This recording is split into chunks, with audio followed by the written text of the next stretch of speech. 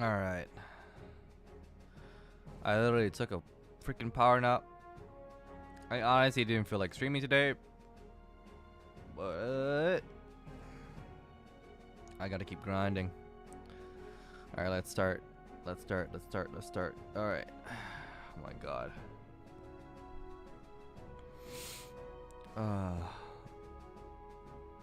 What the hell was I doing? Okay, this is where I left off. Merger agreement. Shit, I don't even remember anything. Besides, like, how does I remember anything? I'm trying to wake up actually, right? Just because I just woke up. So, all right, let's see. Where the hell are we? What's going on?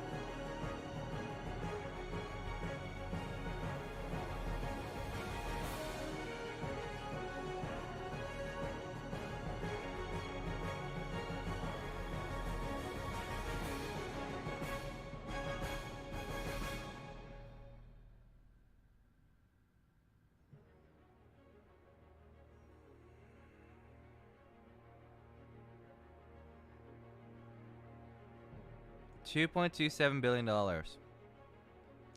We will be required to pay a Microsoft termination fee of 2.27 billion dollars.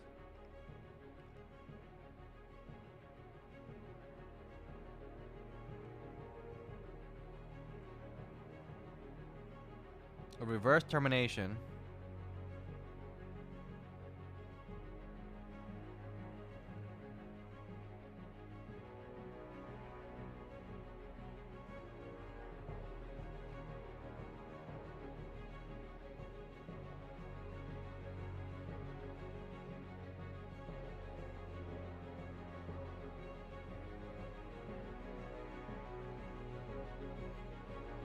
Holy shit, what?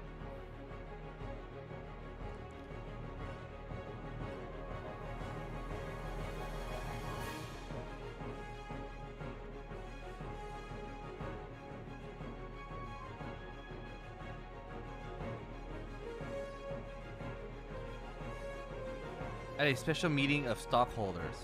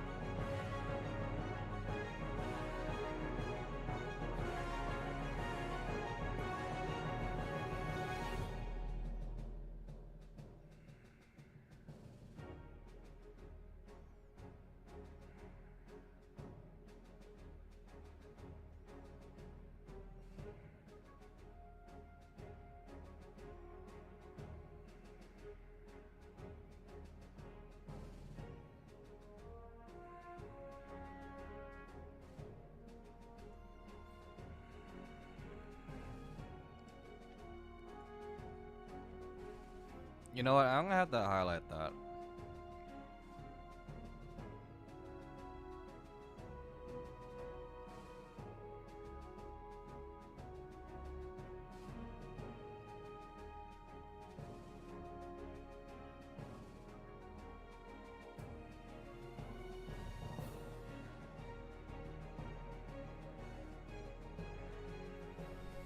FTC regulatory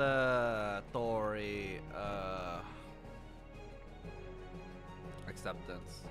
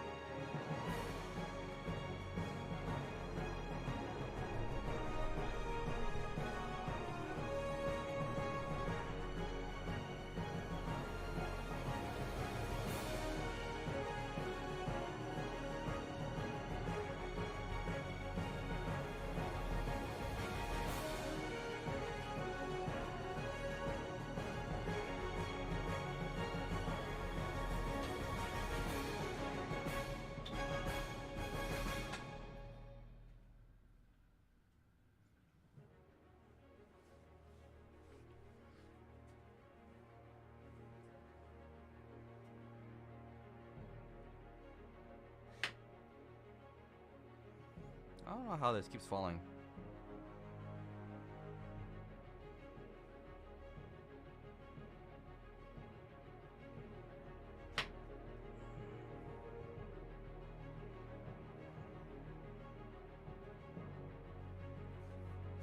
Okay, great.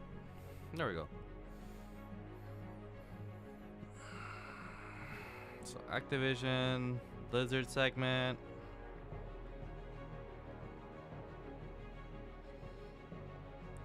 King segment. Other stuff. It's repeating itself. Consolidated net revenues decreased from 14% to 7% consolidated operating income. It decreased by 49%.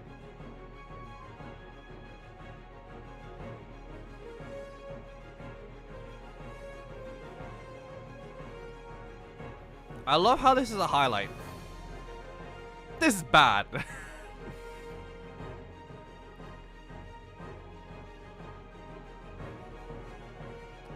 Dilution. That's what I noticed in their balance sheets. ATVI.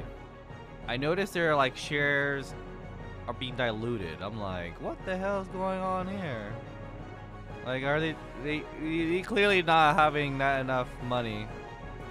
Because even though this cash is great and all, they have to kind of hold it for a rainy day right now. Actually, there's a lot of things going on in terms of rainy days, but like, shit,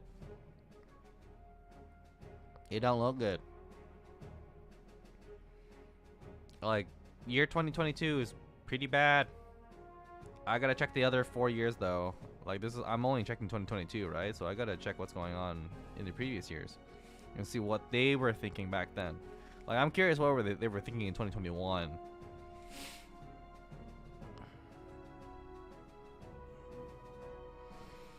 Decrease of 8% of cash flow. Yep, it shows their cash flow. Valuation expenses. Free cash flow decrease right here. Stock-based compensations, so they also decrease their stock-based compensation as well. So in terms of free cash flow per share, there's a slight decrease on a per share basis. But I hope Qualtron 2.0, like the new Qualtron, will be, because this is probably I don't even know. They did buy back, right? I don't know. I remember reading lately on the buyback program.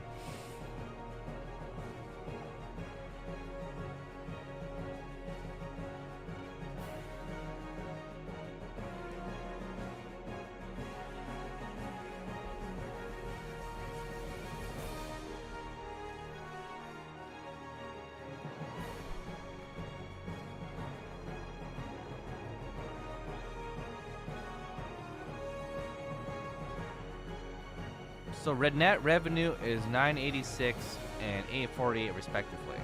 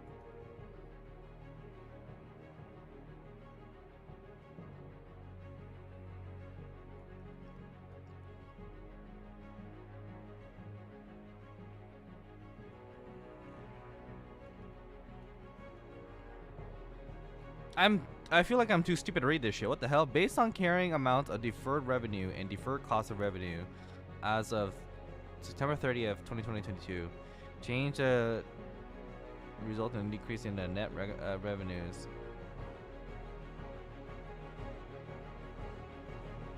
I'm probably gonna have to reread this because I'm not reading this correctly. I'm in my head. Reread.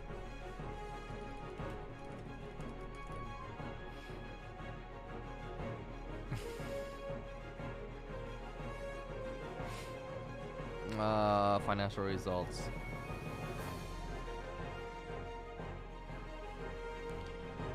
Financial highlight.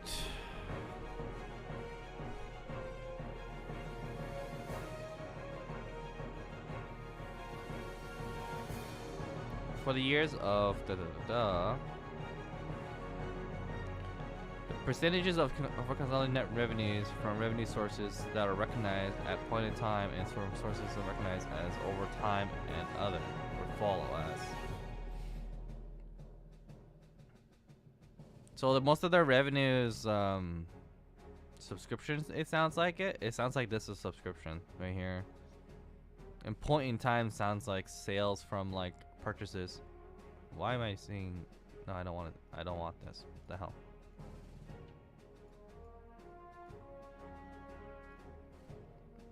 Revenues recognized at point in time are primarily comprised of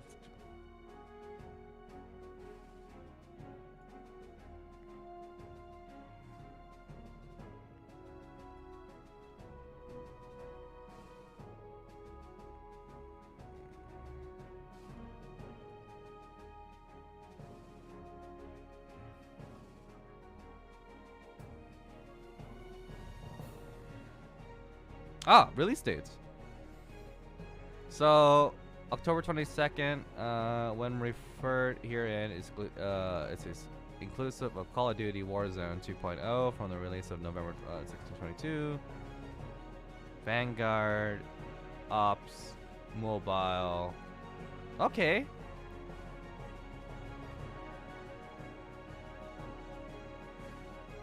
The summary of release dates in this.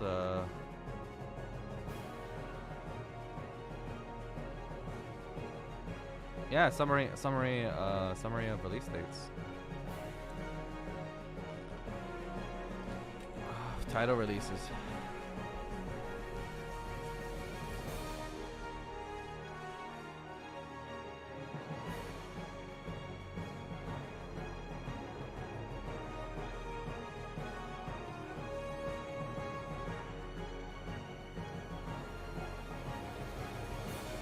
What? 50, 51, and 52?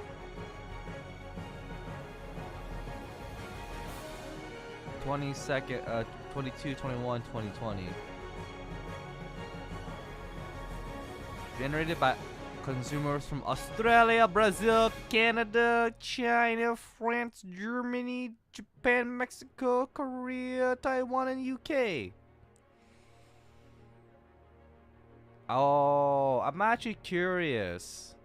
I'm actually curious if the significant weight of Blizzard and Activision's income is from foreigners is from like these top three. If this is the top three, Damn, Australia loves their Blizzard Blizzard content. Damn.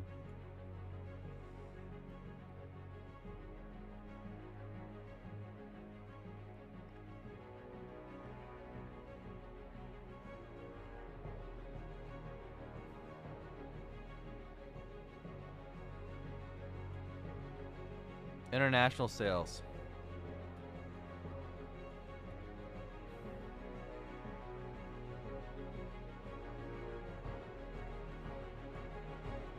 I'm just gonna write down international sales.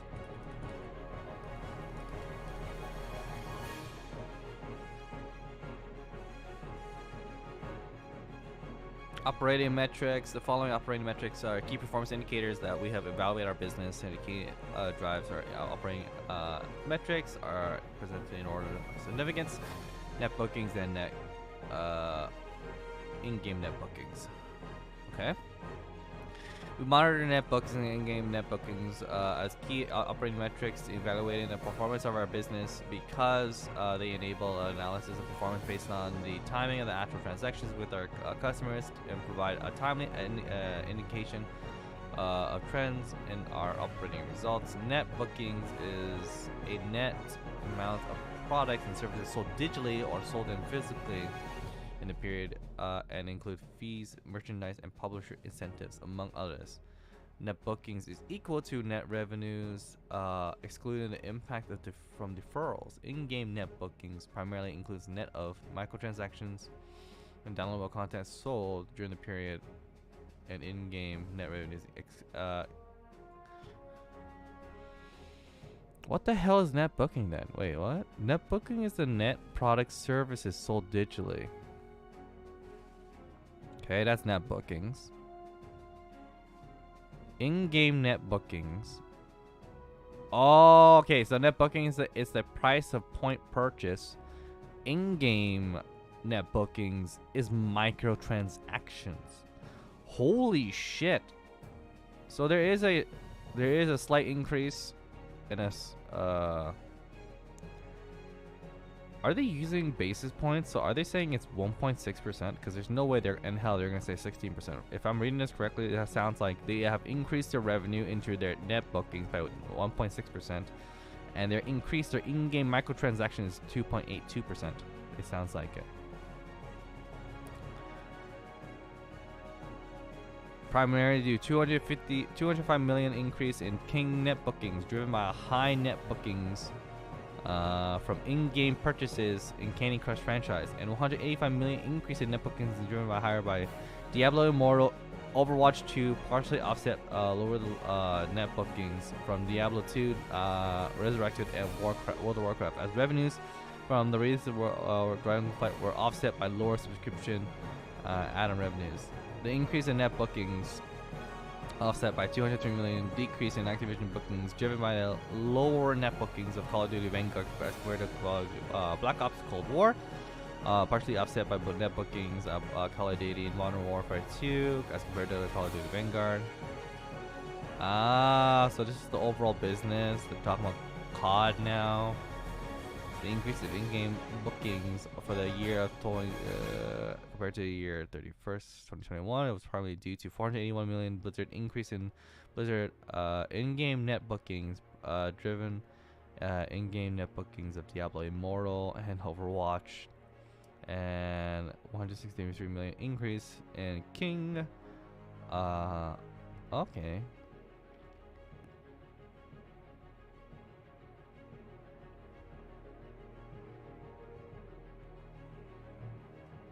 Wait, what is this segment? Oh, this is in-game. Okay, in-game.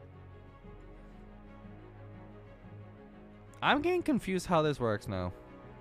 In-game and net booking. I thought net booking is microtransactions. So 8.5 billion, 8.3 billion, 5.3 billion, 5.1 billion. I don't understand.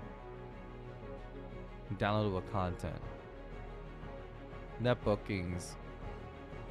Net bookings, the amount of products and services sold digitally or sold physically in the period of these merchandise and publisher incentives, and among other things.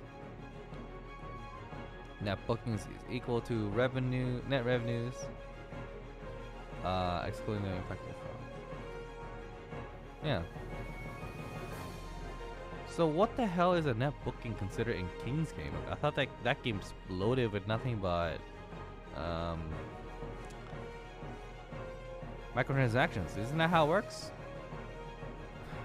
Net booking is the net amount of products sold, services sold digitally or sold in physically. Okay. I don't know. Maybe merch is selling that much. I don't know. It doesn't sound like it though. Based on how they order the things here. I guess the price tag does sell. Like I guess their ceiling for product sales are actually pretty high. Margin is pretty high, which is good.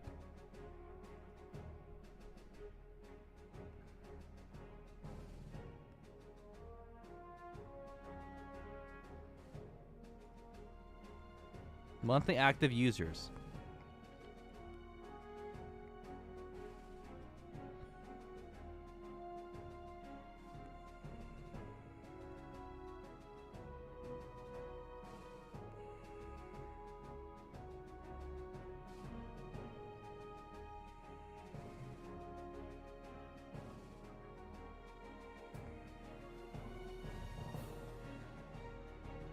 Wait, an individual who accesses 2 of our games would count as 2 users.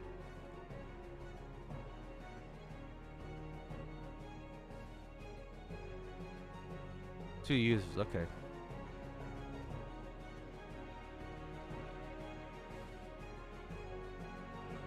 For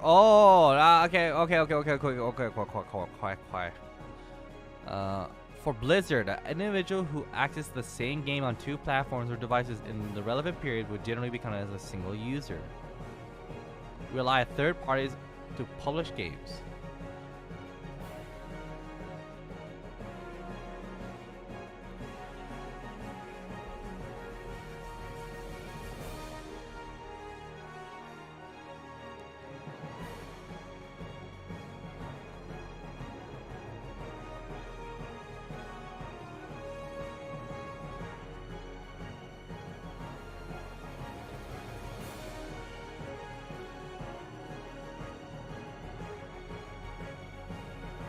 Wow, this is actually interesting. The Blizzard segment is the smallest segment, but if you look at it on a year-to-year basis, their previous expansion wasn't so hot, but this new Dragonflight expansion was a significant increase from their previous year performance. Actually, it basically doubled almost. Shit, that's pretty good. But it is dwarfed by both of these numbers, COD and Candy Crush. But then again, Candy Crush's ceiling of entry in the game is very low. And same thing with Activision's. Actually, Activision it's just a better company. I mean, better franchise to play, I guess. I guess everyone really likes their FPS games right now. Increased by 21%. Oh yeah, that's true. If I'm looking at it, okay. If you're looking at it like this, yeah, okay. So 389 to 371 on a snapshot basis. So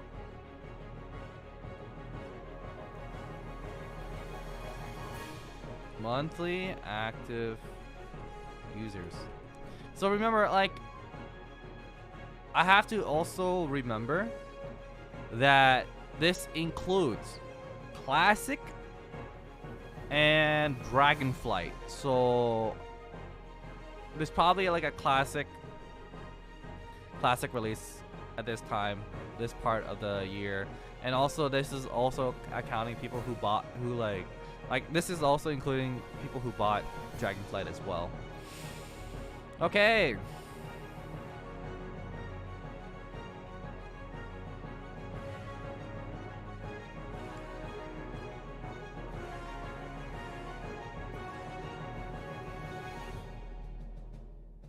Oh yeah, the Overwatch 2. All right, this has okay. So this segment includes quite a lot of things. So their games are quite spread. Uh.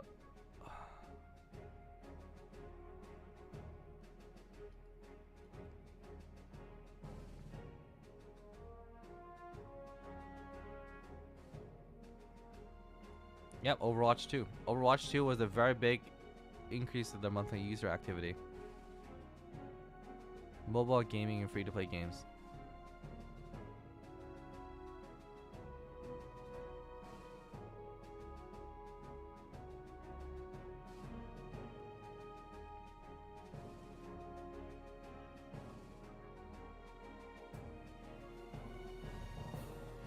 This I'm not surprised. Mobile gaming is estimated to be larger than console and PC gaming, and has grown at a significant rate over the last 5 years.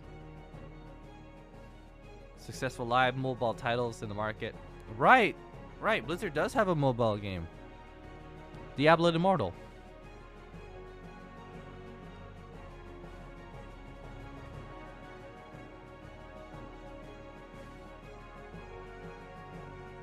Is our most recent example of this continued expansion on the mobile platform as we expect 2023 to include the release of Call of Duty Warzone Mobile.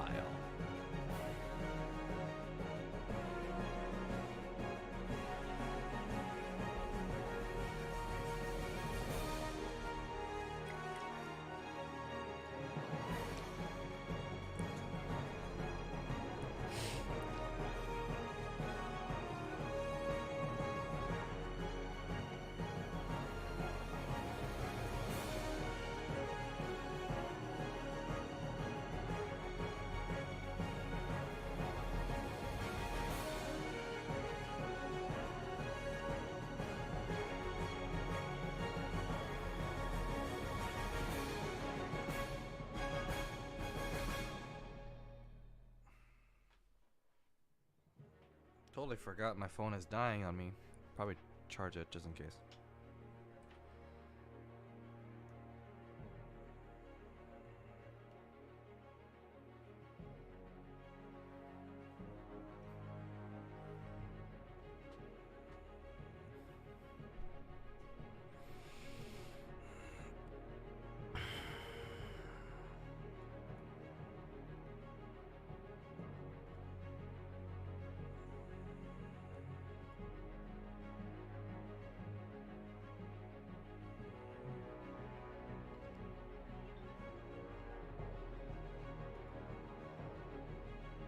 Warcraft Arc-like Rumble. Wait, what?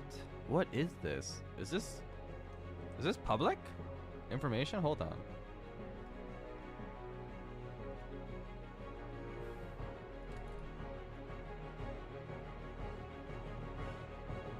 What is this? IGN?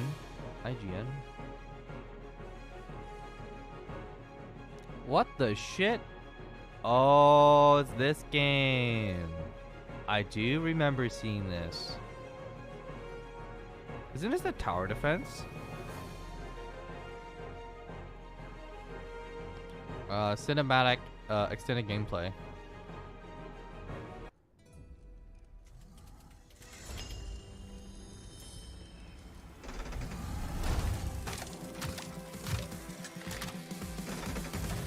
Oh my god, 7.4K dislike.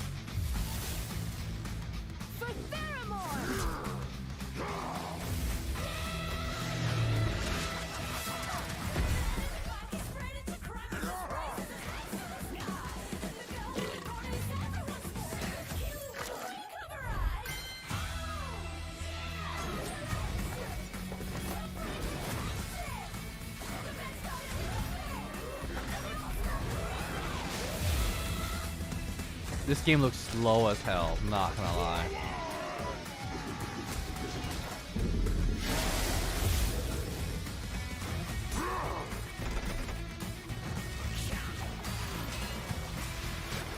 What's the plan?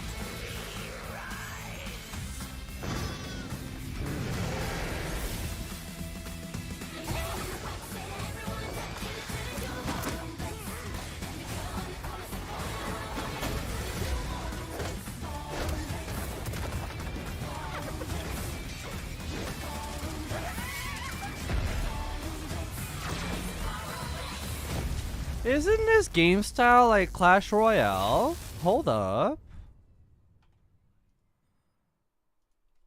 Clash Royale?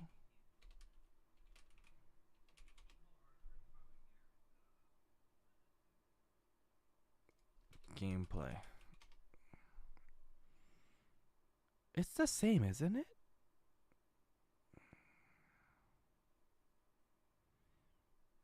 I just want to see gameplay. Okay, definitely don't want to play that kind of music.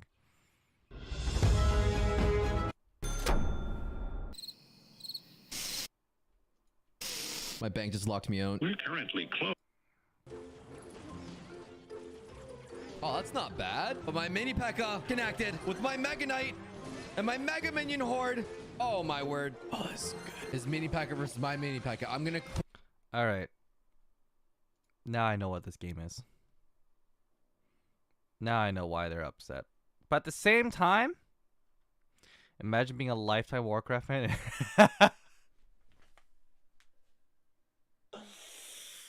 Oh, it just hurts watching my beloved developer go down this road. This sure made Diablo Immortal looks like a 3A game. The bigger they are, the harder they fall. Blizzard caused an earthquake at a magnitude of 10.0, and after they got hit on the ground with this, Blizzard be like, how do you do, fellow kids? This is why Sagaris created the Burning Legion. Also, the coin they put in the slot machine in the beginning has me worried.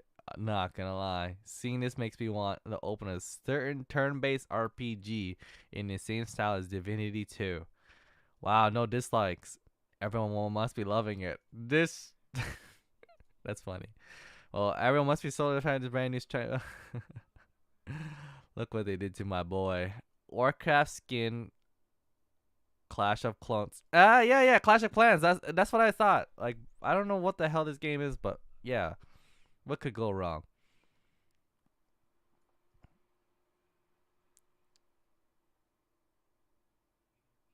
Monkey's Paw Energy.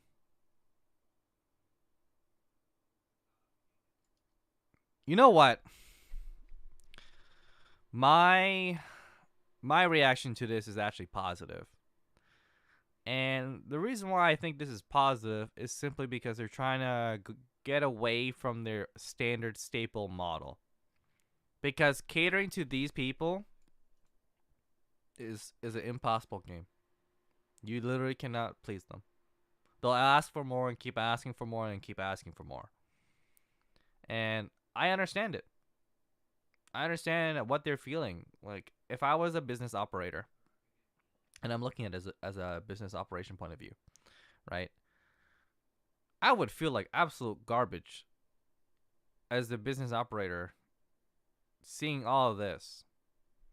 Because we have a deadline of hitting our deliveries on time. This arbitrary quota we have to meet. Because you have to remember that this is a business. All this, I get it. You want to play a game. You want to play a good game. Well, go play PoE. Because in PoE, I just recently started playing Ruthless. And Ruthless is exactly how I remember how PoE was and is what it was meant to be. But let's be real here. That people who play Ruthless is a very tiny portion of Grinding Gears game's total player base. So you got to keep in mind that, remember, you Blizzard fanboys are a very tiny portion to the company's overview. And we haven't even seen this segment on how much Blizzard is making money compared to the other two segments. Because let's be real here. This number, as an investor, I like it. That's 200 million freaking players. And you got to keep in mind that they got to reach to a bigger audience. And that bigger audience is no longer PC. There's more people with phones. The ironic joke of, do you guys have phones, is very true here. Because remember, PCs are fucking expensive. Excuse my language. But they are very incredibly expensive. But at the same time, on the same coin, first world countries PCs it's like, if you consider salaries and everything, it is affordable nowadays. There is very cheap budget PCs out there that can run these games, because these games are one thing I would praise Activision, not Activision portion of it, but the Blizzard portion of it is optimization, video game optimization. I think they do a very good job at optimizing their games. Now, with that being said, these guys are the losers of the internet. I'm sorry. I'm not sorry at all about what I'm saying, because these are the same people who will always keep coming back and look at the goddamn game from a Warcraft 3 point of view, or a Warcraft 2, or Warcraft 1. I came in the era of Warcraft 3. That was, to be fair, the absolute highlight of my gaming career till now. I had the most fun playing mods back in Warcraft 3 Battle.net. That was my absolute peak. I played the shit out of many different mods, like Footman Frenzy, Hero Wars, Hero Siege, X Hero Siege, Anime Fight. Like, there's a billion Defense of the Ancients back in the day. You know, like, I played a lot of crap of those games. You know, Sheep Tag. Like, I love the tag games. Tree Tag. These are just some titles off the top of my head that I have very fond memories of. But we're never going to go back there. Because, again, by the end of the day, it's a business. It's a growing business. And that's the reality of it. So, whatever they're saying, sorry, your voice does not matter. Anyways, back to reading balance sheets. Where is it? Here. So I'm actually happy for this. Unironically, I'm happy for this. I'm looking forward how to this will direct to the general public. Not gamers, but general public, like your mom and dads.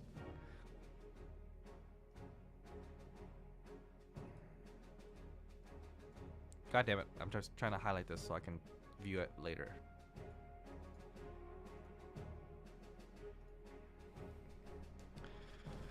New mobile game releases and development priority. I can't spell today. Overall, we expect that our most popular franchises will continue to produce a disproportionately high percentage of revenues and profits in the near future. Accordingly, ability to maintain these franchises and our ability to successfully compete against the wide competitive titles available in the industry can significantly impact our performance. Recurring revenue.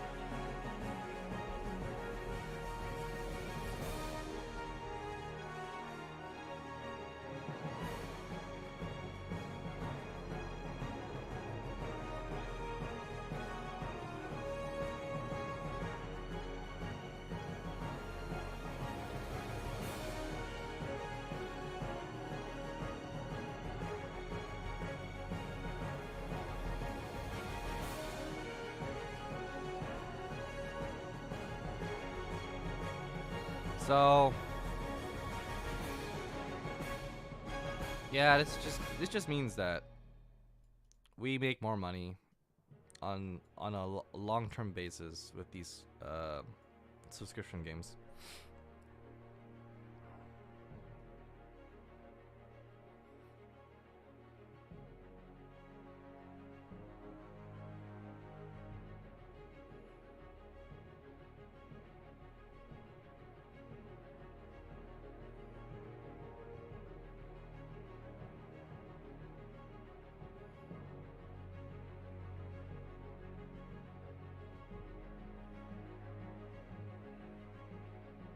Okay.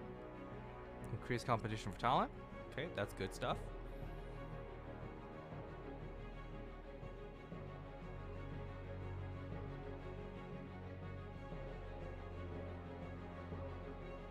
Oh, so it was just an expiry. So it wasn't a huge thing then. It was just a 2-year agreement, and NetEase is like, nope. We don't like your dog offering.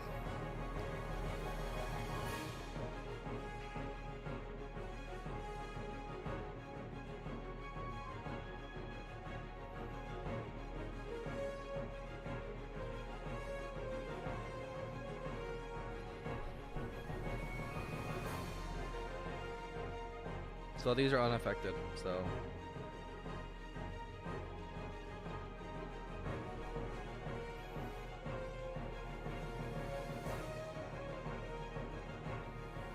So these are the expected titles, okay.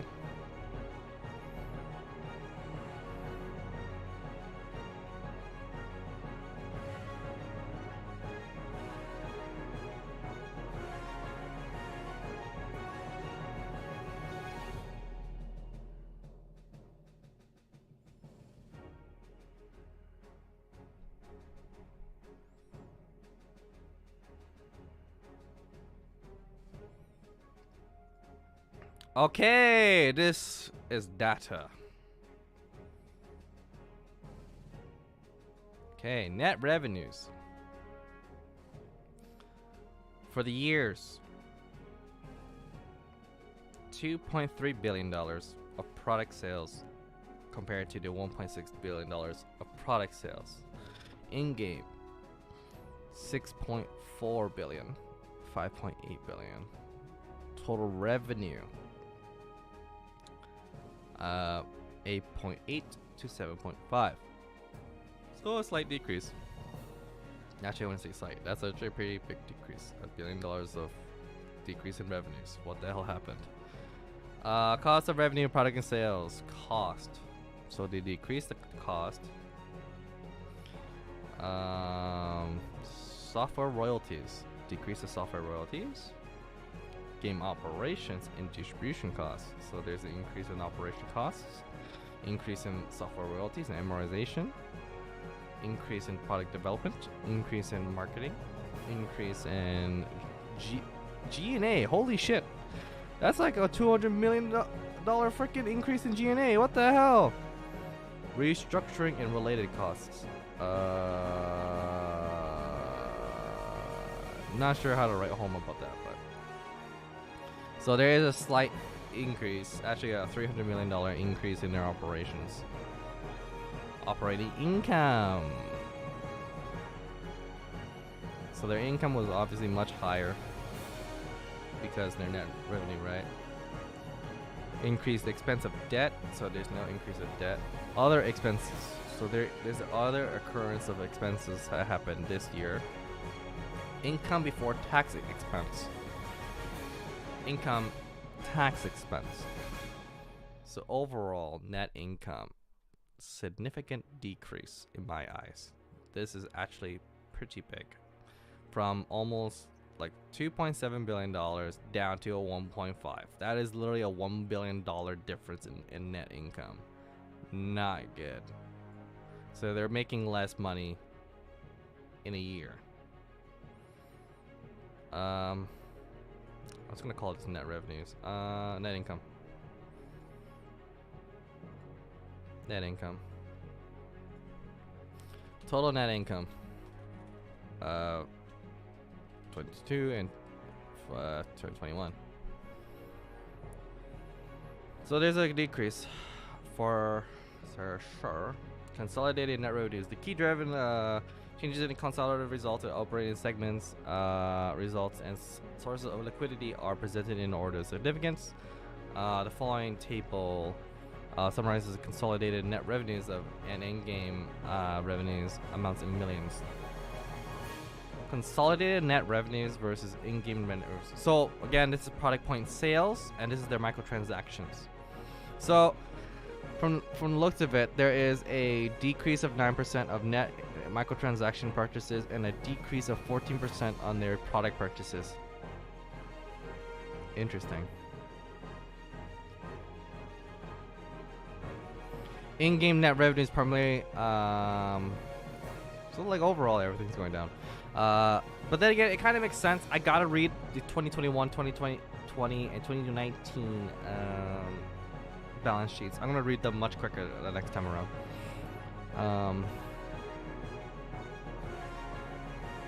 Driven by a decrease in revenues of $2 billion, lower from Call of Duty, World of Warcraft, Diablo 2, distribution business, Call of Duty Mobile.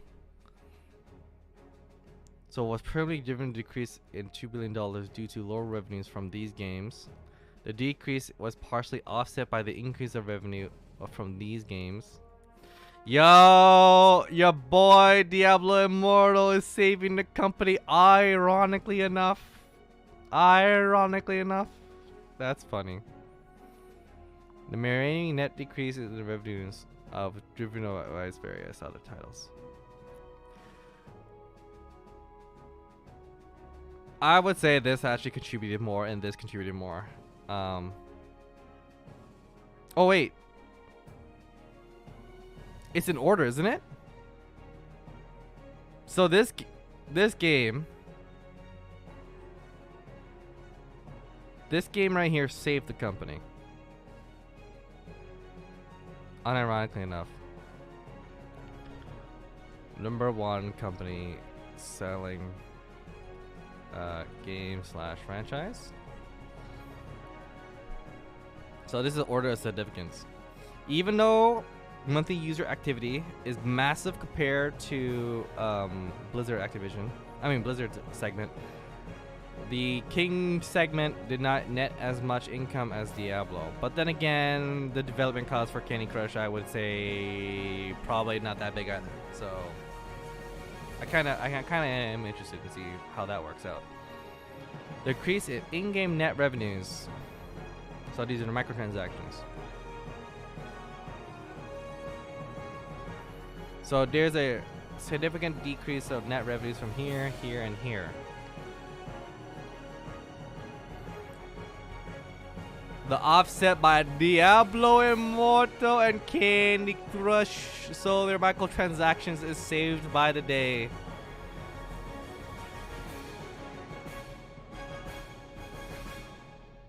Number one game selling for microtransactions actions for company.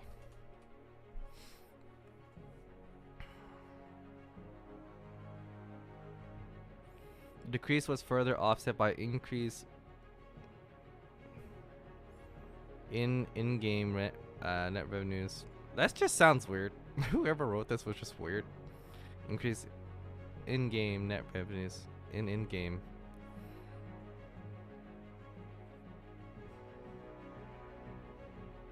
So other games were managed. So operating segment results. We have three reportable segments. Activision, Blizzard, and King. Our operating segments are consistent with the manner of and our operations are reviewed and managed by Chief CEO, who is our chief operating decision maker. Chief Executive Officer. Okay, officer. Okay. CEO. Got it. The CODM reviews segments performance, exclusive the impact of change deferred revenues and cost, share-based compensation expense, amortization of intangible assets as a result.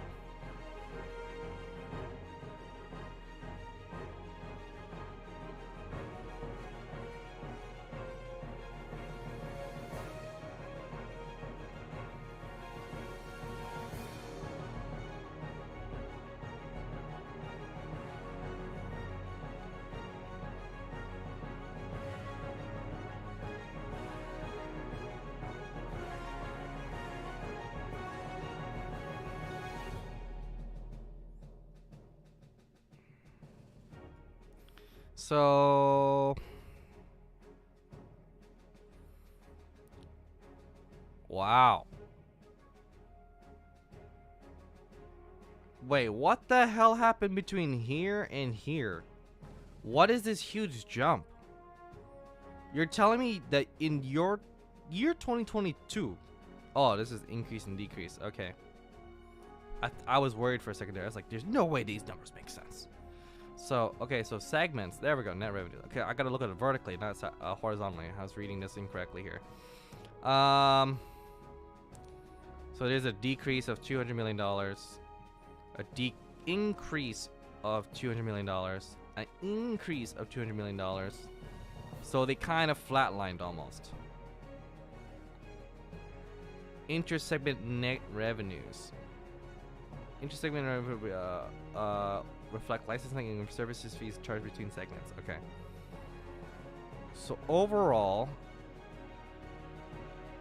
operating income wise. Oh, wait a second. What the hell is this? Okay, because they got an increase. Okay. But overall, they made from these two guys $400 million. Unironically. And does it get offset by this? So in the end, they managed to increase their revenue by $200 million.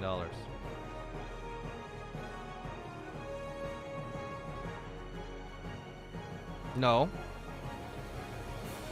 I'm stupid. What's going on here? Hold on. 625. Oh. Oh shit, I've been reading this wrong. Hold on.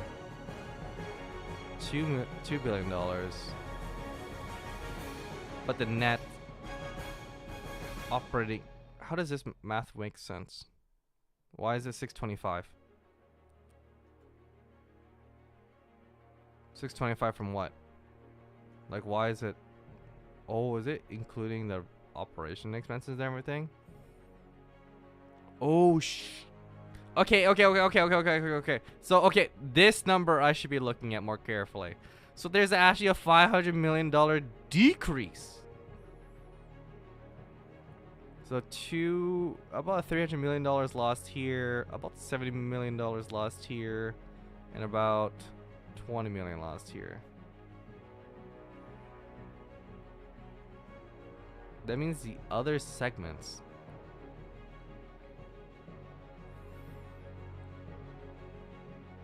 That just means if their net revenue is this, but their actual income, like, what the hell happened here? I feel like I'm being really dumb here. Not gonna lie. Maybe because I'm not understanding things correctly here. Because it shows like there's a positive income right here, right? But in the end, it shows net negative. It's because of net. Okay, I need to read this segment.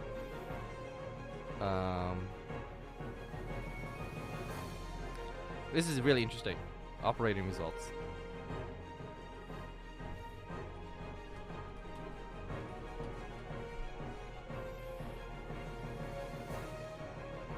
Segment net revenues. Yes, there's an increase for non-reportable segments. So there's a decrease in the non-reportable segments of the company, which is like probably merchandise and stuff like that. Net effect from recognition deferral. That's a lot of deferrals.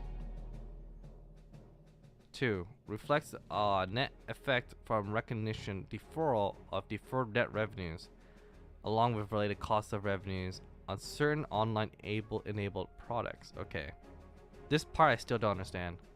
I need to understand this deferral more.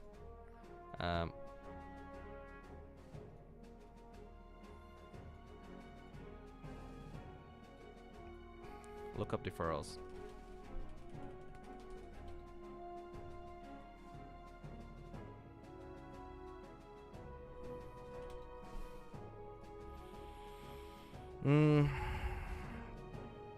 Elimination of inter-segment revenues.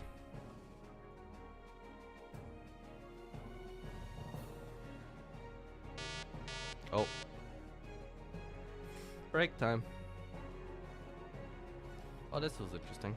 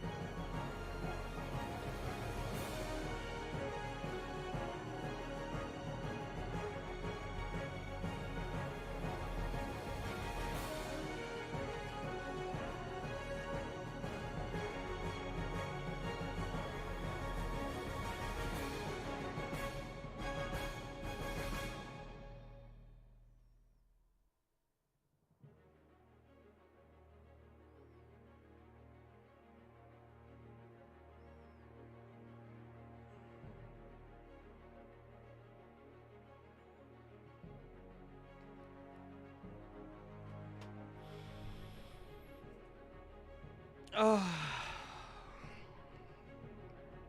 I'm just trying to let this all sink in right now.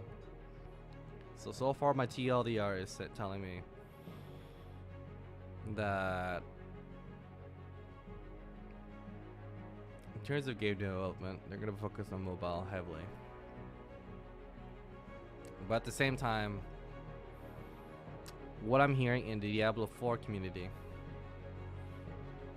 is their developers are listening, which garners the old guard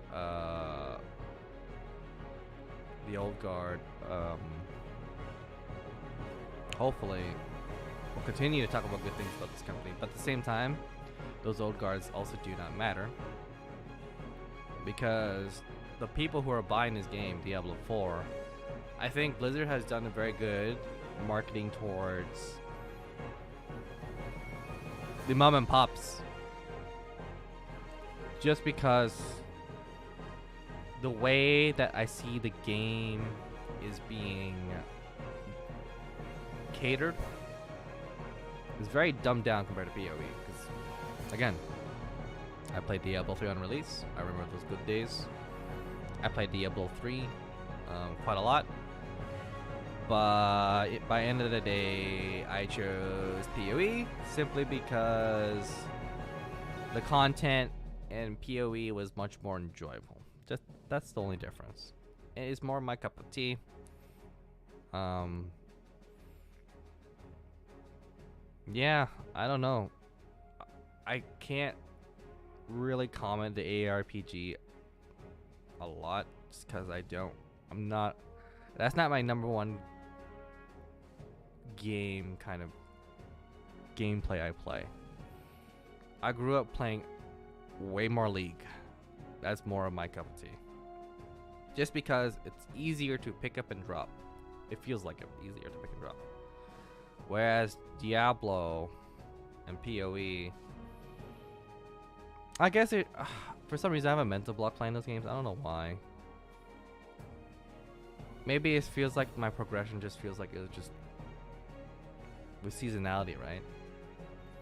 You're supposed to get as strong as possible and then move on to the next character to get as strong as possible. And maybe because I played, like, foundationally speaking, I came from like an MMORPG background. I played your old school RuneScape. I played Fly for Fun. I played Mabinogi. I played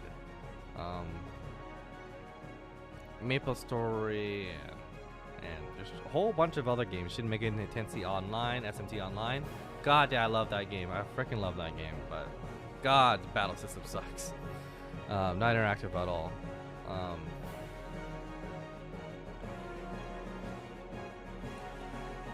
BDO, by far, my favorite combat style of a game, of an MMO. by far. Leaps and bounds, regardless of the business practice, BDO by far is my #1 gameplay game in my eyes, and will always be. I have very good fond memories out of that game. Anyway, segment income. So,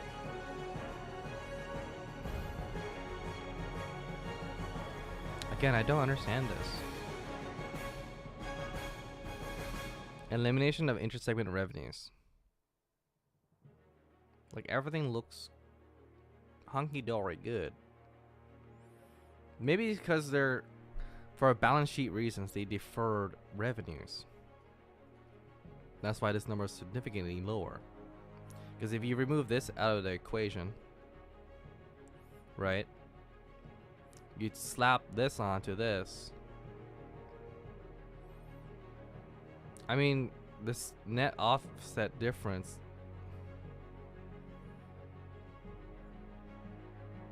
I'm kind of blanking out here, guys. So 8072 plus 518, oops, plus 76, right? Sorry, minus 76. So even then, 8072 plus 518 minus 518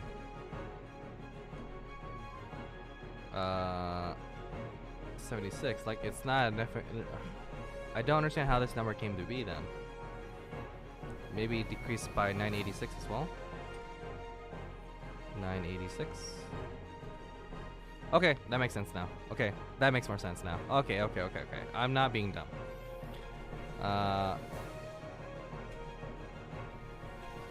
It's just my brain is fried as hell. 94. Okay, this all makes sense now. Okay. So this differs segment actually. I need to understand what's going on here. Why they defer the income. I feel like I don't understand this part of the business. Reconciliation to consolidated income before income tax expense segment. Operating income, $3 billion, $3.5 billion. Income loss includes other income and expense outside of reputable segments, including distribution business and unallocated corporate income and expenses.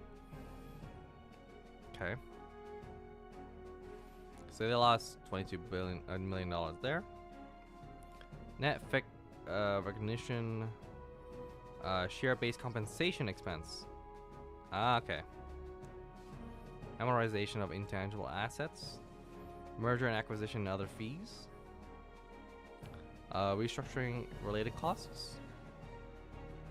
7. So it only cost them $3 million to restructure. Got it.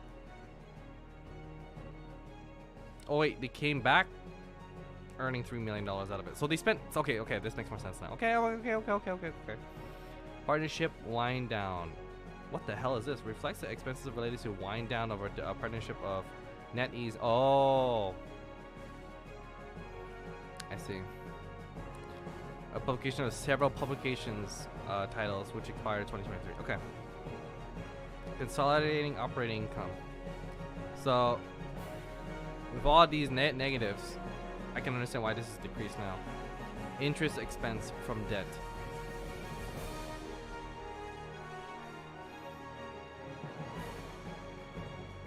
Consolidated income before income expense. So their net income is this now.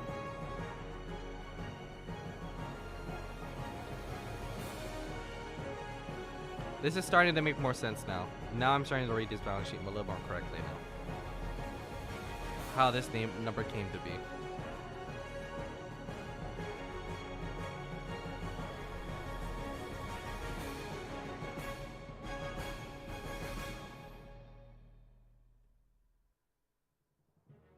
So this is all decreases.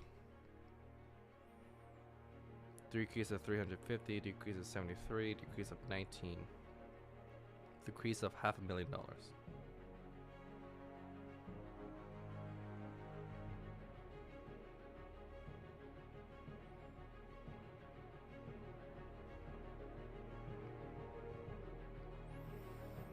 Okay.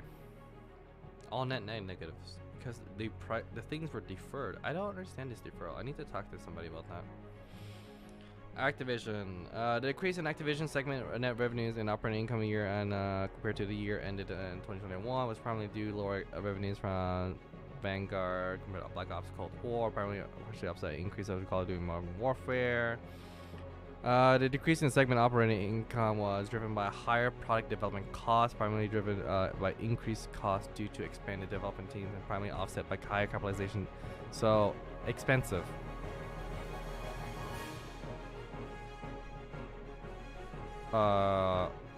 Producing COD is expensive.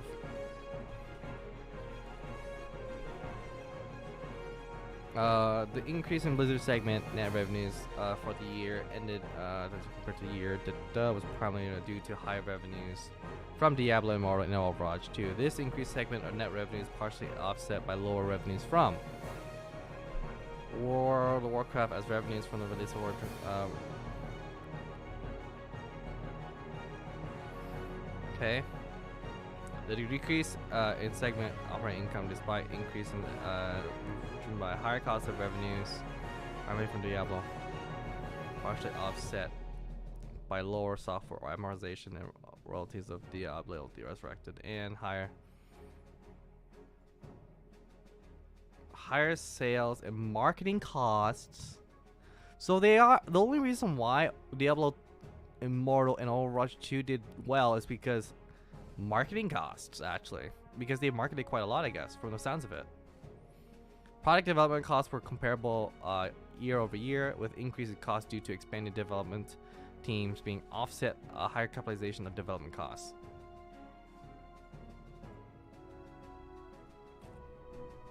Operating Blizzard is expensive. That's what it sounds like. King. The increase in King segment net revenues for the year of due to higher revenues for in-game purchases from Candy Crush. King segment operating income decreased for the year ended as compared to the year, primarily due to higher sales and marketing costs, primarily Candy Crush franchise. Lower insurance claims proceeds, as the year prior included a receipt of insurance proceeds related to a network outage. Oh!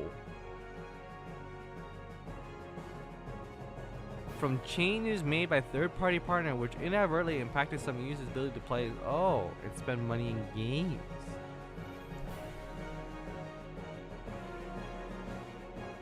Okay.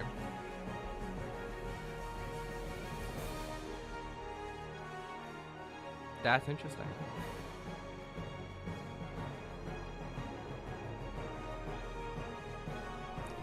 King network downtime and operating Candy Crush is expensive.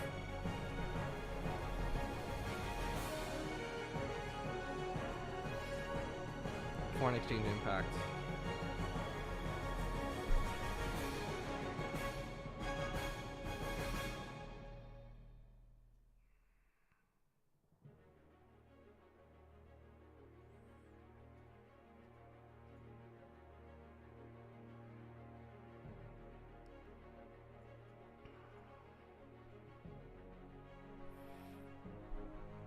Digital online channels, retail channels, and other. The following details consolidated net revenues by distribution channel. Okay. So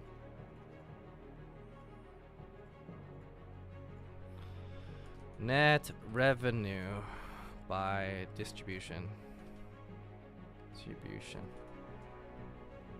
So obviously their online segment is their large proponent to making sales. So overall company sales is a downward trend. Their number one sales marketing business, I mean their product services is their digital online. Like sure, like this number is bad and all, but like their business doesn't rely on retail anyways. Their business definitely depends on this though. What is this though? What the hell is considered other? Digital online net revenues. Partially includes revenues from distribution business, the Overwatch League, and Call of Duty League. Oh, okay. So esports stuff. They're actually making money in esports.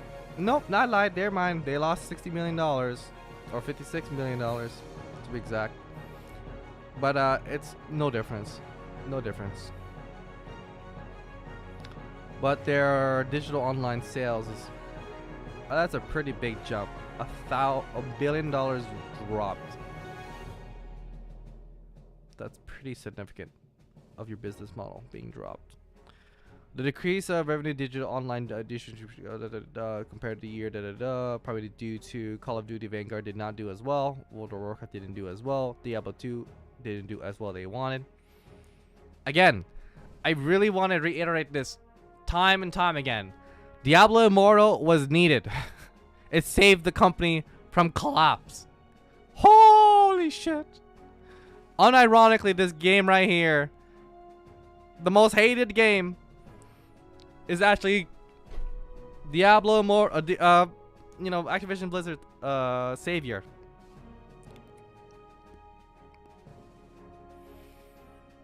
The decrease in net revenues from retail channels from year is probably due to lower revenues from Call of Duty. By platform. Oh, this is interesting. This is actually interesting.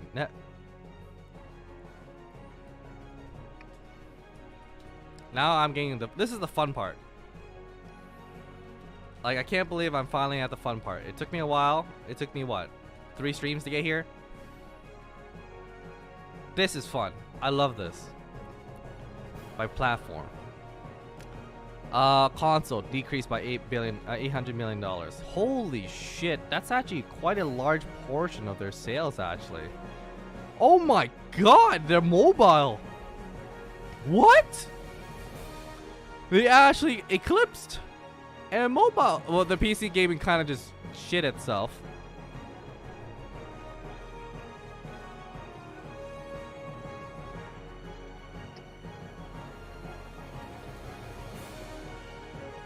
The decrease in net revenues in constant gaming year ended compared to year was probably due to Call of Duty Vanguard.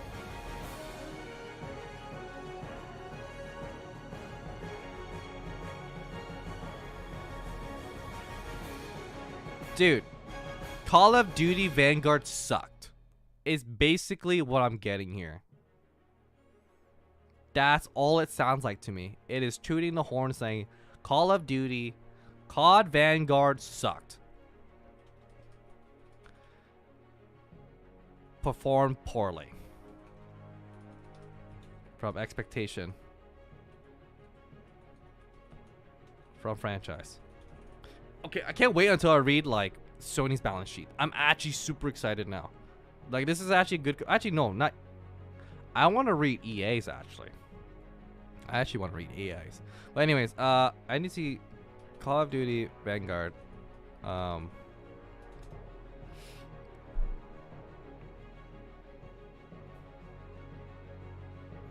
Vanguard is better than Modern Warfare 2.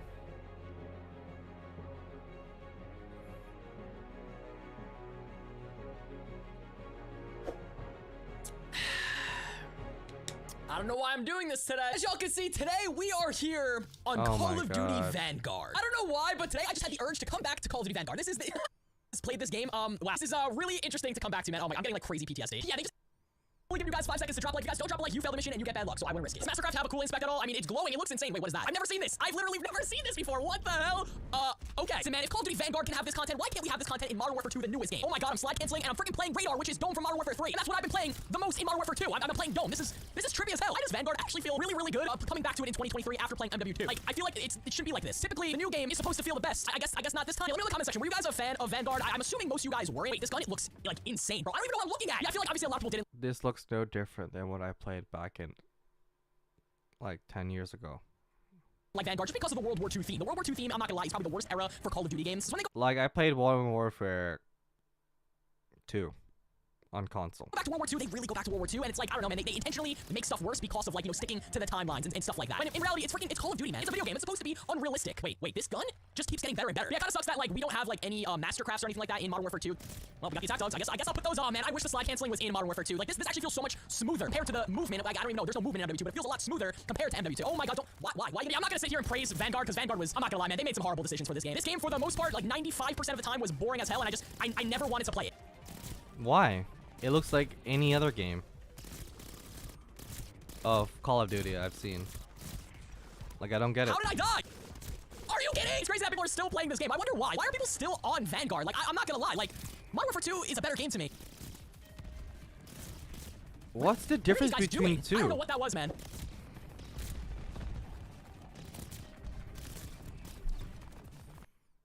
That was terrible to watch, honestly.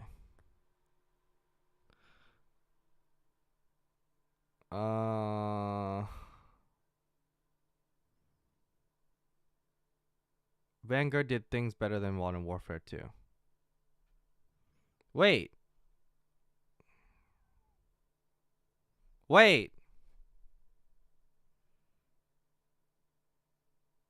What?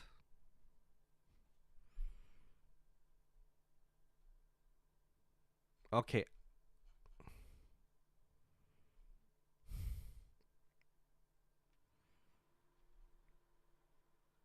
Okay, let's watch the most viewed video. This will decide how I'm gonna judge this.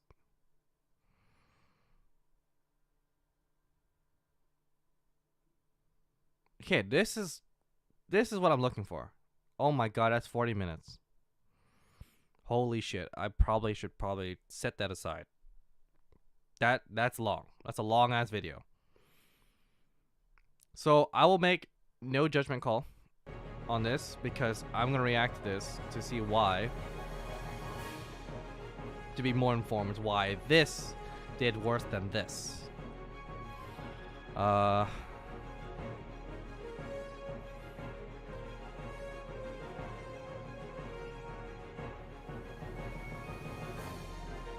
of Warcraft obviously did bad.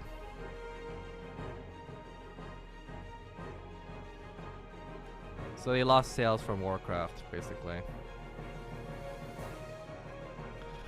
Loss in sales from WoW franchise.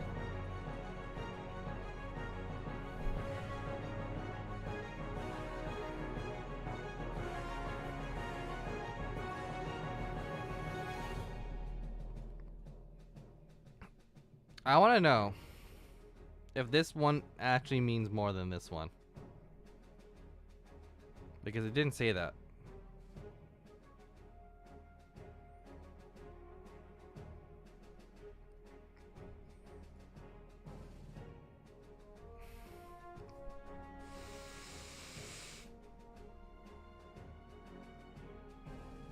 Wait, didn't I already seen this somewhere? Hold on. Yep. Dude, King, the mobile segment, unsurprisingly, makes more money than Blizzard. So Diablo Immortal wasn't the linchpin of like mobile gaming, but it was for the Blizzard segment essentially. So overall, I'm gonna highlight this. Candy Crush still made more. Candy Crush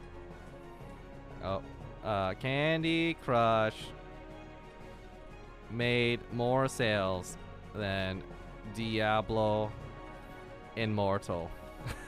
Like, from my understanding, how do you spell Diablo? Diablo. Yeah, Diablo, right? Diablo. Diablo? How do you spell Diablo? Diablo. Yeah, that's how you spell Diablo. Ah, I literally type in Diablo and this is what I get. Amazing. Amazing. Diablo Immortal, then Diablo 4. Holy sh... Oh my god, moving on. Cost of revenues. Costs and expenses. This is what I definitely wanted to see. Costs and expenses. How much everything cost. Okay, so product costs as of year ended.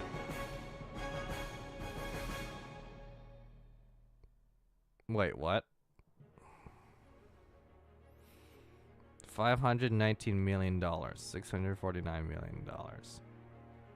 Decrease of costs by $130 million. Decrease in cost of software royalties and amortization.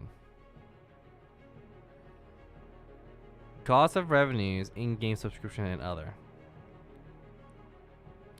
Increase of game operation costs and distribution costs increase.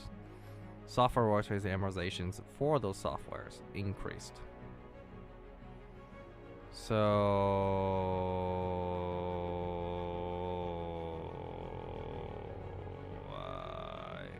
I'm trying to read this here.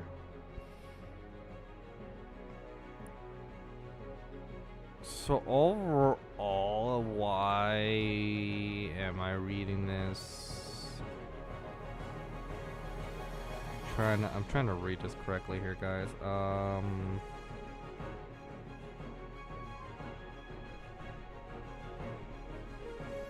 130 plus 115 subtracted by 109 subtracted by 41. Oh, that's net negative, right? Net negative 95. So their operating expenses should decrease.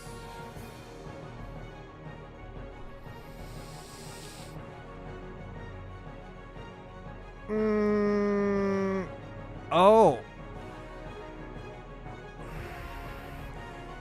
The decrease in product costs per year to year compared to year to year.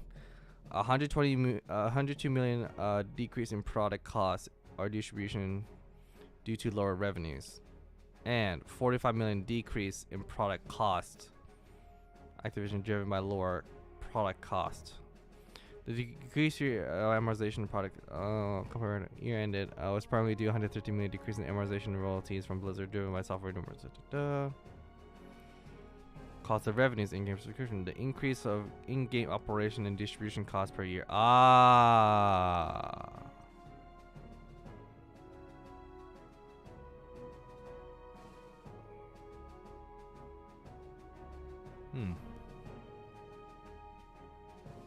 In service fees, right? Service fees, that's correct.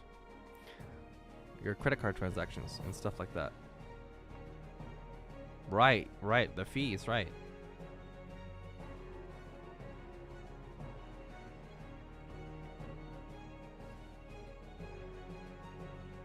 Damn.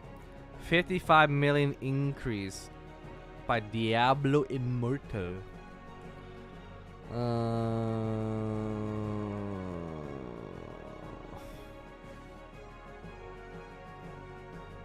Alright. I'll bite. I'll chew on that. There we go. Product development. There we go. The increase of product development. So product development cost more year over year by a little bit more, $84 million. Driven by $475 million increase in development spending. The higher development spending is primarily due to expanded services, the development teams, and higher share base compensation, partially offset by compensation and development of $309 million. $1 million. So product development expensive. Sales and marketing. The increase of sales and marketing expenses for the year as compared to any year was primarily due to higher marketing spending for Candy Crush franchise and Diablo Immortal. Mobile game player retention. This is the pitfall of running a free-to-play mobile game. Is you need to keep being in people's faces to keep pulling them in. SG&A or G&A, General Administration. The increase in general administration expenses year over year was primarily due to 142 legal and professional fees, primarily driven by employment-related matters, inclusive of $35 million settlement of SEC announcement of okay. Wait. and proposed transaction with Microsoft. Okay. Lower insurance claims proceeds to 58 million as part of the year. Receipt of insurance proceeds related to a network outage, which incurred 2018, which inadvertently impacted some users. Restructuring and related costs. In 2019, we went refocusing our structures on our largest opportunities and removing unnecessary levels of complexity and duplication from certain parts of the business. We substantially completed all actions under the plan in 2021. To cash outlays to be made over for OPEC personnel. Interest expense. Interest expense of debt increase. Wow. It's the same. Other income. The increase of other expense net for it's probably due to 160 million increase in interest income due to higher market interest rate yields.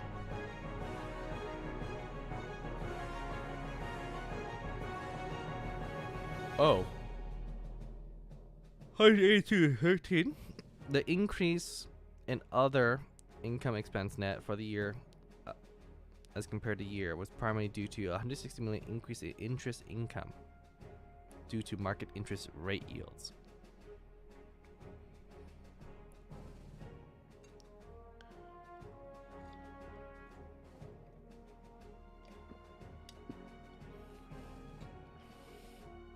Effective tax rate of 13%.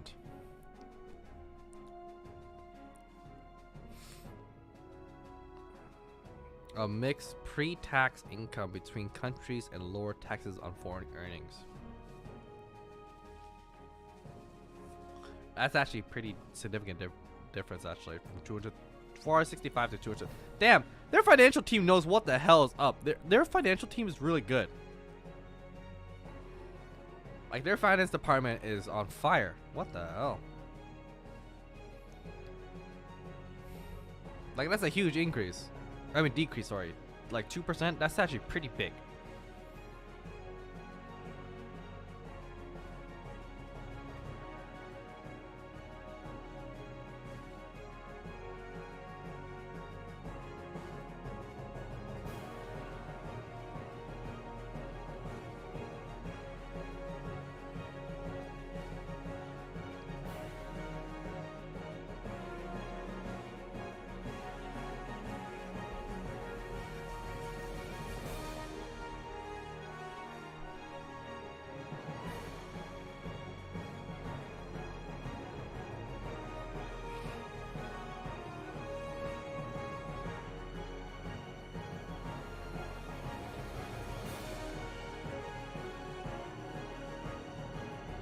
Wow.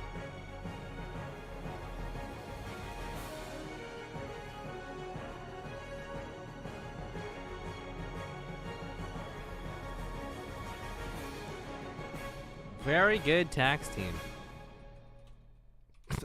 I'll have to admit, they have a very good tax team. They can read they're finding every way they can to save money.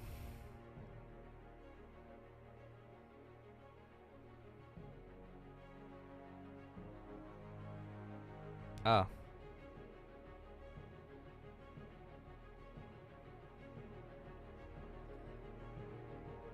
This is something I'm reading, aren't I?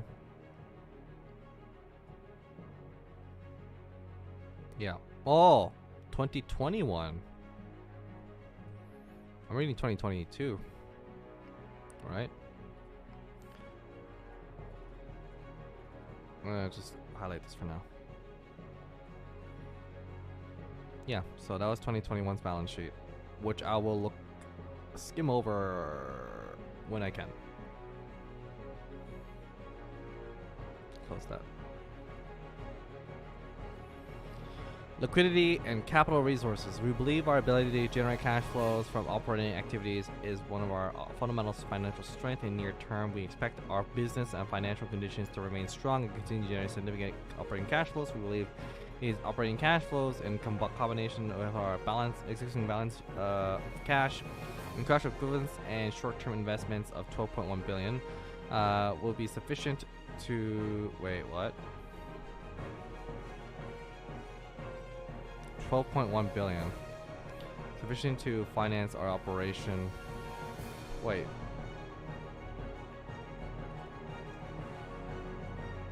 Balance of cash? Are they talking about balance of cash? Hold on. Oh, they're probably talking about this right here.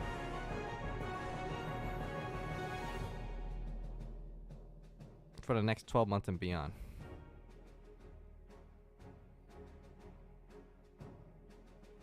Our material cash requirements include operating expenses, potential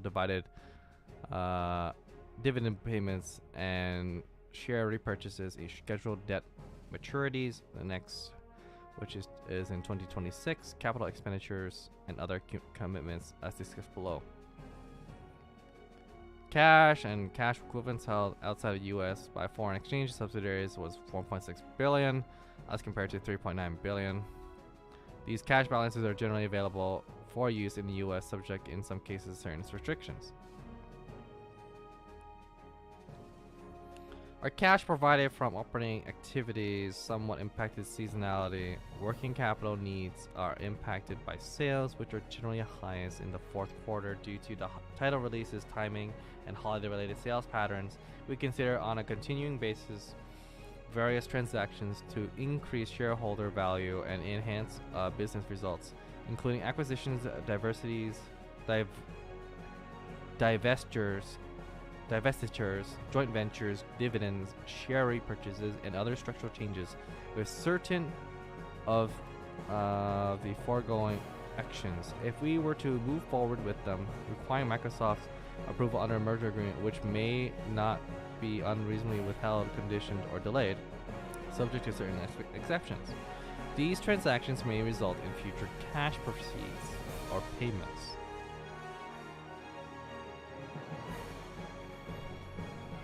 Short-term investments, $5 billion. Cash and cash equivalents, $7 billion. So there was a decrease in their cash, but they have short-term. Where are they getting the short-term investments coming from? Where is this coming from?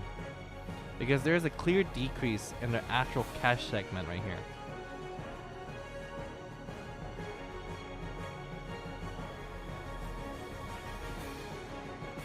Oh, there we go. Net cash provided by operating activities. Net cash for investing activities. That's a negative, son. Financing activities. And lastly, foreign exchange rates. Boy, that's a net negative on investing activities. What the hell's going on there? Sale of our products. This is partially offset by working capital requirements used in development. Net cash provided by operating activities. Decrease lower based on performance. Higher capitalized software development spending. Unfavorable impact of accounts receivables due to strength of net bookings in timing collections.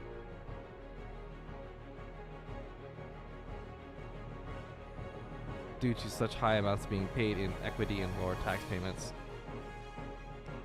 Okay, I need to see what's going on here. This is important. Purchases and sales, investments, capital expenditures, and cash used for acquisitions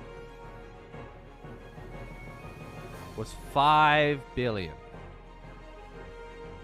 compared to $50 million. Okay, this is like a huge far cry between the two. That's why I said what the hell. $5 billion to $59 million. The increase was primarily due to the purchase of held to maturity investments and $135 million net cash used in business acquisitions. What? Is this bonds? They had to pay $4.9 billion in bonds? Wait.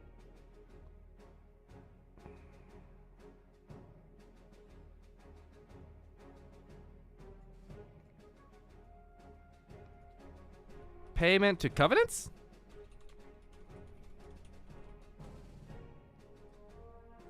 Covenants.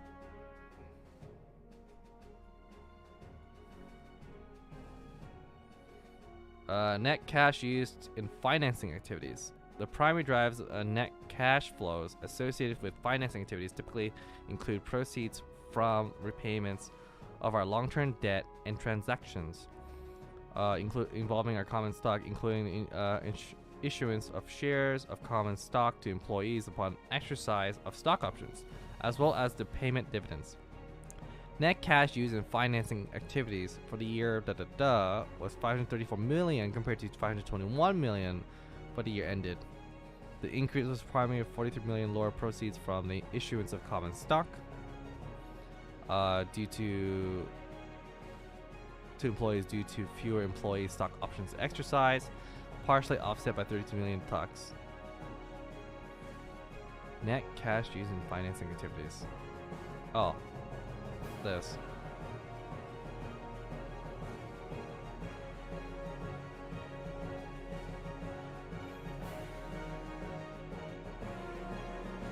The change is primarily due to the US dollar relative to the euro, British pound.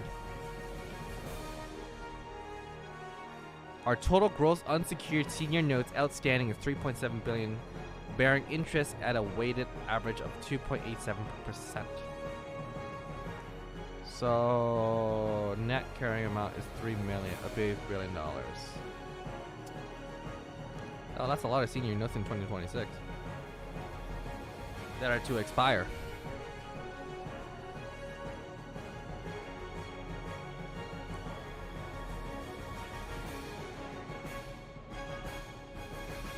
On February 3rd, 2022, our board of directors declared a cash dividends of 47 cents per common per share. On May 26, 2022, we made our aggregate cash dividend payment of $367 million to shareholders of record at the close of business April 15th. For further disclosures and regarding our payments and dividends,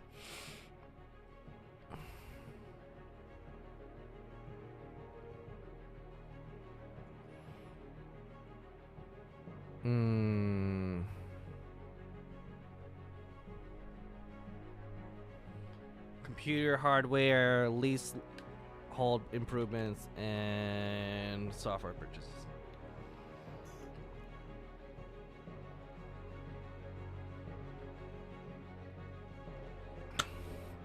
Regarding commitments, including a table showing obligations. Comparison to 2021 to 2022.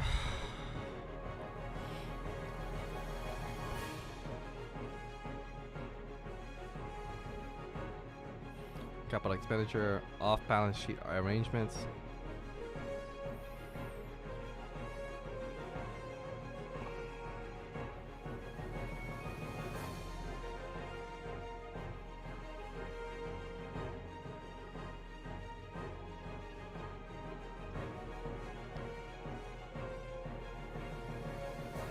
Oh god.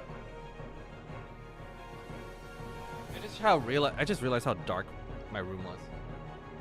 There we go, much brighter. I was like in a dark room. I was like, what the hell am I doing?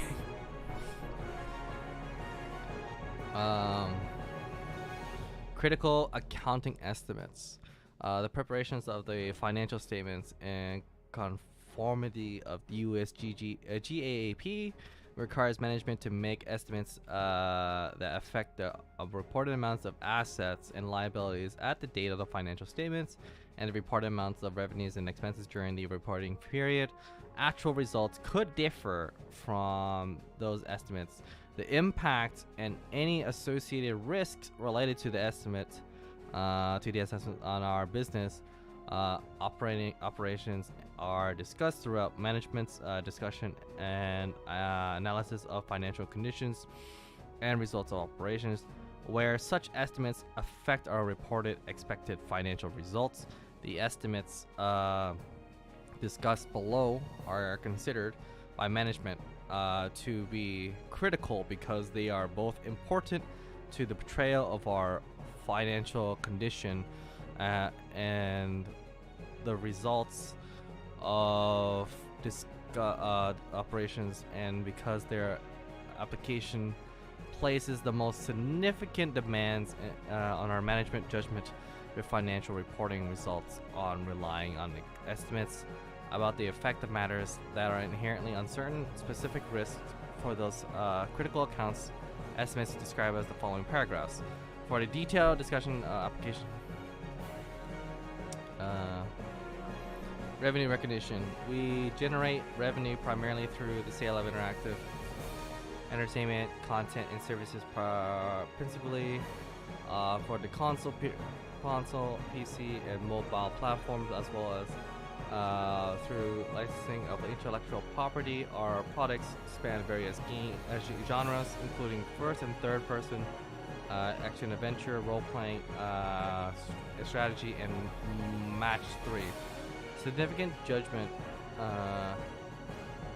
and revenue arrangements with multiple deliverables. Our contracts with customers often include promises to transfer multiple products and services, determining whether the products and services are considered distinct performances obligation that should be accounted for separately versus together may require significant judgment. Certain of our games, such as titles in the Call of Duty franchise, may contain a license of our intellectual property to play a game offline, but may also depend on a significant level of integration and interdependency with online functionality. In these cases, significant judgment is required to determine whether this license of our intellectual property should be considered distinct and accounted for separately, or not distinct and accounted for together with the online functionality provided to recognize over time. Generally, for titles which the software license is functional without the online functionality, and a significant component of gameplay is available offline, we believe we have separate performance obligations for the license of the intellectual property and online functionality. That's interesting. Significant judgment is also required to determine the standalone selling price for each distinct obligation to determine whether there is a discount that needs to be allocated based on the relative standalone selling price of the various products and services. To estimate the standalone selling price, we generally consider market data, including our pricing strategy for the product being elevated and other similar products we may offer, competitor pricing to the exact extent data is available, and the replayability design of both the offline and online components of our games. In limited instances, we also utilize a expected cost approach to determine whether the estimated selling price yields appropriate profit margin, estimated service period. We consider a variety of data points when determining the estimated service period for players of our games, including weighted averages of our days between players, unique purchase or first day played online, and the time when which players become inactive and cease engaging with our content for a period of time. We also consider known online trends such as the cadence of content delivery in our games, their service periods of our previously released games, and the extent publicly available the service periods of our competitors' games that are similar to the nature of ours. We believe this provides a reasonable depiction of the transfer of services to our customers, as it is the best representation of the time period during which our customers play our games. Determine estimated service period is subjective and requires significant management judgment. The estimated service periods for players of our current games are less than 12 months. Additionally, in the fourth quarter of 2022, the company completed annual assessments of estimated service periods. I wonder if the games we have noted purchase in-game content and service, notably the Call of Duty Warfare offerings, for longer periods of time, and then in prior years, as the engaged services we provide designed to enhance the extended gameplay. As such, we have concluded that the estimated service period for in-game revenues from such games has lengthened approximately 3 months. I wonder if their balance sheet calculates ARPU, which is average rate per user, right? Because Netflix in their reports, they have actual reports to see how much value are they getting per customer signing up to their services. So I want to see in the future, like, I hope this balance sheet has ARPU calculated to see how much are they getting it per user and per business segment. I'm actually genuinely curious. Based on the carrying amounts of deferred revenue and deferred costs of revenue, the change resulted in a decrease in net revenues recognized of 303 million, a decrease in revenues recognized of 9 million, and a decrease in earnings per diluted shares 10 cents during the 3 months now recognized during year. The changes in the estimated service period had no effect. For future usage patterns could change from historical patterns as a result of various factors, including but not limited to changes are online content frequency of content delivery, competitors' offerings, and other changes that impact delivery. If future usage patterns were to change significantly from historical patterns in the future, our estimated service period could change again, materially impact our future consolidated net revenues and operating incomes. Income taxes. We recorded tax provision for anticipated tax consequences of the reported results of operations in accordance to the accounting standards codification, topic 740. Blah blah blah blah.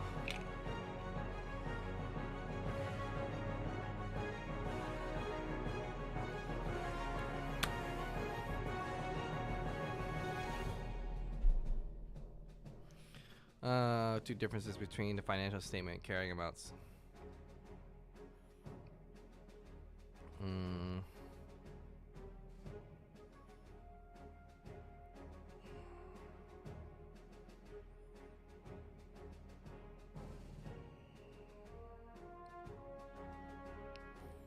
Oh, due to change in tax rates is recognized in income. Okay. We evaluate deferred tax assets each period for recoverability for those assets that do not meet the threshold of more likely than not that they will be realized in the future. Evaluation allowance is recorded as of We had a valuation of allowances 305 million and 300 on gross deferred balances of 2.1 and 2 billion respectively. Again, I gotta learn about deferred tax assets, because I know I can offset tax for my sales of a failed business or failing stock price from initial stock price. I know I carry over defers, but I don't know how asset defer works. I think it works the same. I don't know. I gotta read into it. And not the forecasted income, including income that may be generated as a result certain tax planning strategies together with tax effects of the deferred tax liabilities will be significant. Wait, why is music too loud? It feels like it's too loud. Like it's getting way too loud.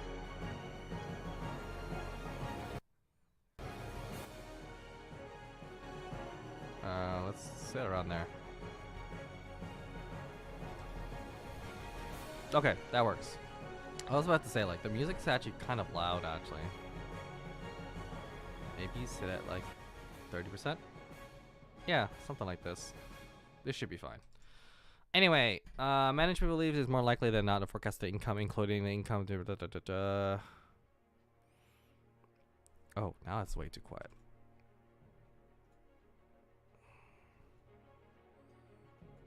Make sure the bottom is, like, around here.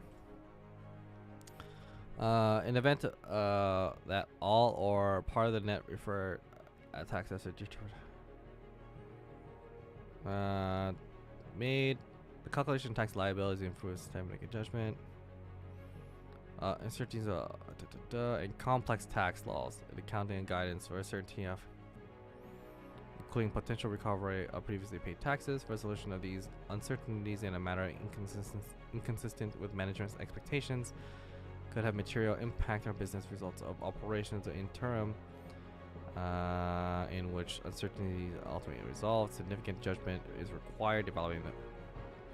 Although we believe our reserves are reasonable, no assurance can be given that the final tax outcome of these matters will not be different affecting the historical income tax provisions and accruals. We adjust these reserves in light of changing facts and circumstances. To the extent of the final tax, such differences will impact provision for income taxes. We are also subject to continuous examination of our income tax by the IRS. We're going to assess our likelihood and adverse outcomes resulting in examination to determine the adequacy of our provision. Oh shit, I just realized I didn't shower. I'm going to shower before going to bed. I'm still wearing my work uniform. That's messed up.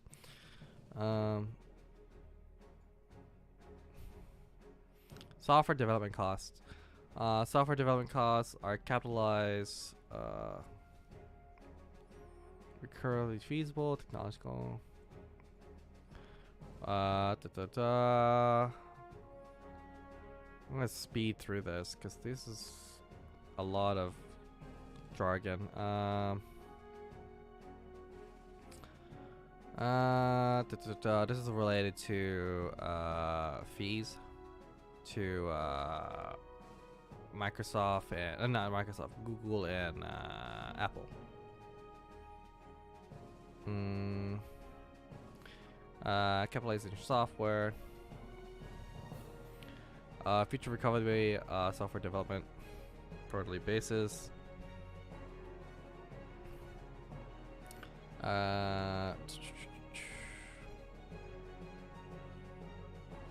Significant management judgments and estimates are utilized in assessing the recoverability to capitalize the costs.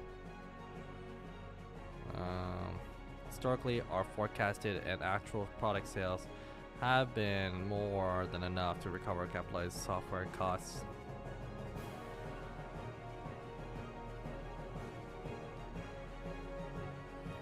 This results in impairment charge.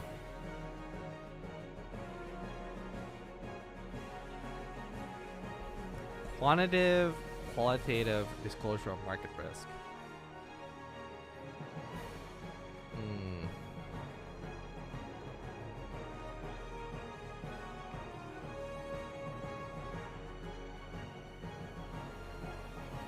Primary currencies include euros, British pounds, Australian dollars, South Korean won, Chinese yuan, Swedish krona. Krona, the extent of the US dollar strengthened against foreign currencies, and translation of foreign currency denominated transactions will result in reduced revenues.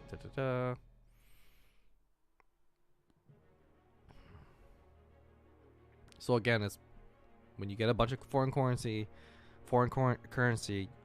usually a financial department will come together and consolidate this shit in a month. So like all that stuff, all that revenue gets calculated by end of the month. Or week by week. It depends on how they operate. But I got a feeling it's per month.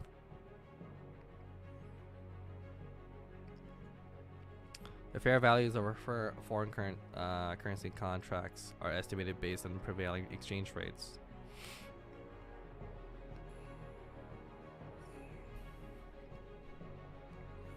But again, like this isn't a huge thing. This isn't a huge problem. It's like a very small segment. Okay, what the hell is this? Rate of movement of 10% would be resulted in a theoretical decline of our net income of approximately $145 million. That's a lot. What the hell? Never mind. There's a lot more than I thought.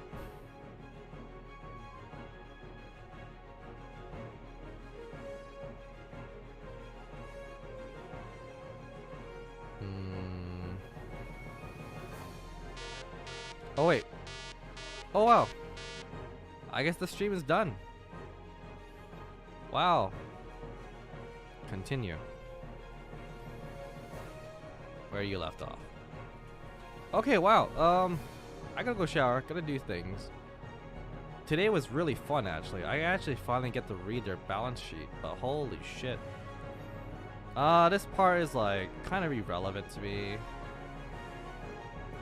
Like accounting fees. Ooh, okay, never mind. I'll probably start reading this in the future, but like, I got a feeling that like things are gonna slowly accelerate, possibly. I don't know. There's quite a lot of portions that I don't need to read, or I should read, skim over, but like they're basically, you know, appendixes. It's quite a lot of appendixes actually. Never mind. The balance sheet might be shorter than I thought, because that was a lot of appendixes I just saw. Lawyers and attorneys. Power of attorney. Bah.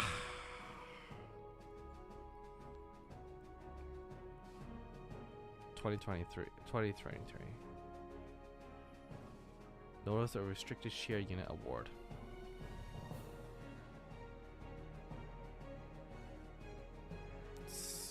Chief People Officer. Julie Hodges. Anyways, yeah, good stream. Continue where we all left off. Wednesday, 8 p.m. Eastern Standard Time. See you next time.